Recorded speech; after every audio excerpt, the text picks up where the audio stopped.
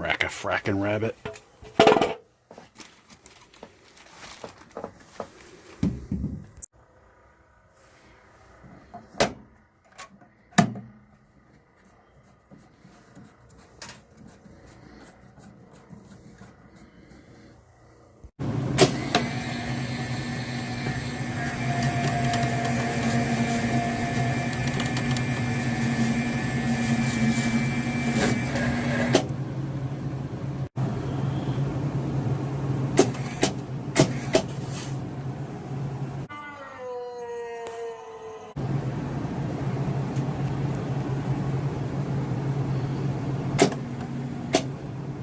Are you ready to rock?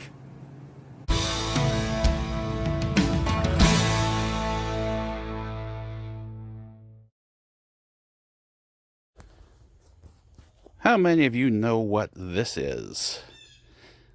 I honestly never saw one till a few years ago when I acquired this one. This is a super duper awesome jack, car jack.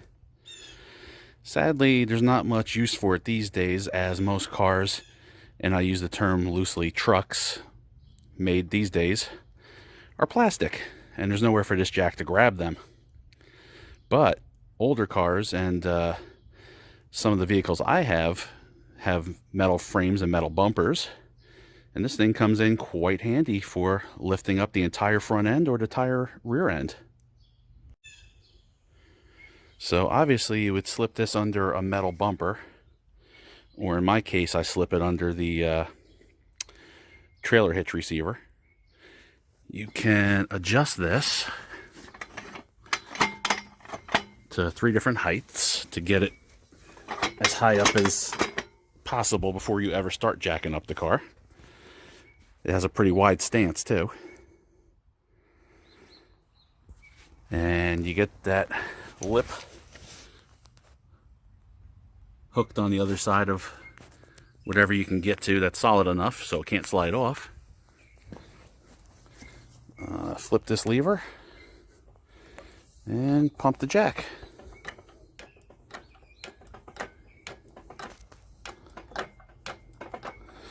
And then to lower it, you flip the valve back the other way. And under here is a lock. If you engage that, it can't come down accidentally. You have to jack it up a little bit and release that to get it to come down. So it's a pretty cool safety feature.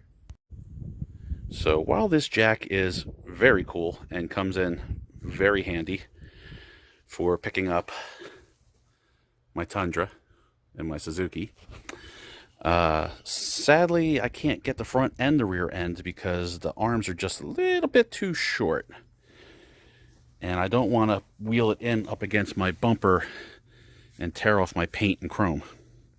So as you can see, the wheels extend past the ends of these arms a fair amount.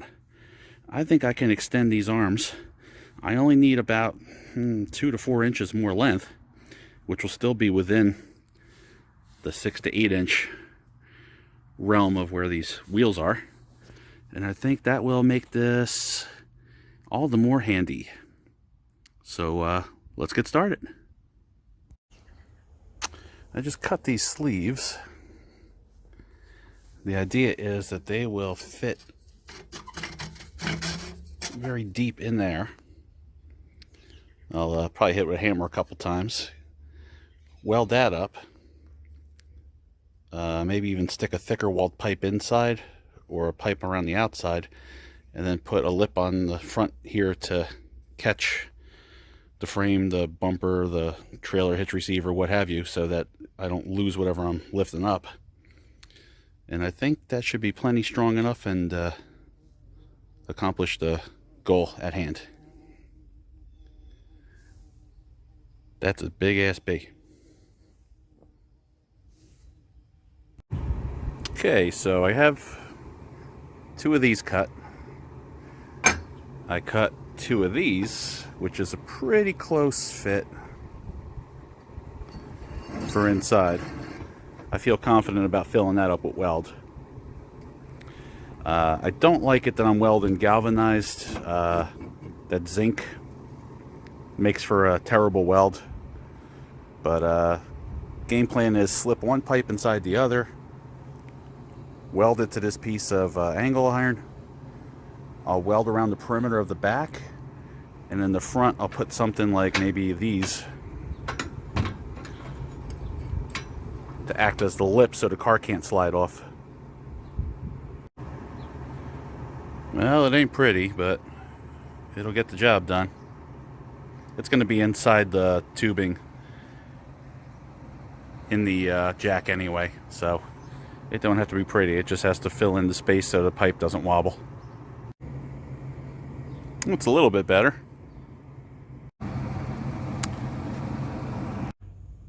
Now, before I go crazy welding this and making it permanent, there's something I need to consider. They use a round disc so that no matter what height you set these arms at, you still had a lip under the car. It's only a little bit of tilt, so I think that from this corner around to that corner, I think this will work out just fine as long as I place it right. I think I'm always going to probably be using this click or this click. So let me see what I can figure out here. Or I could just leave these loose. It's a pretty tight fit. I could spin it to where I want it, jam it in there. I'd hate to have it slip out and kill me. I'm only seeing a mild difference in tilt from the highest setting, which is here, to the lowest setting, which is there.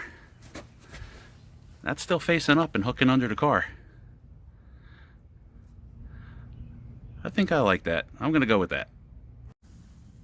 Just gave myself a little reference mark. And now I am going to weld the piss out of this.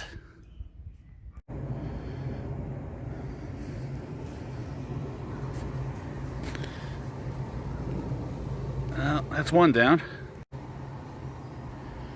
Two down. Don't worry. Grinders and paint make me the welder I ain't. I got these in and where I want them. And I'm happy with the alignment.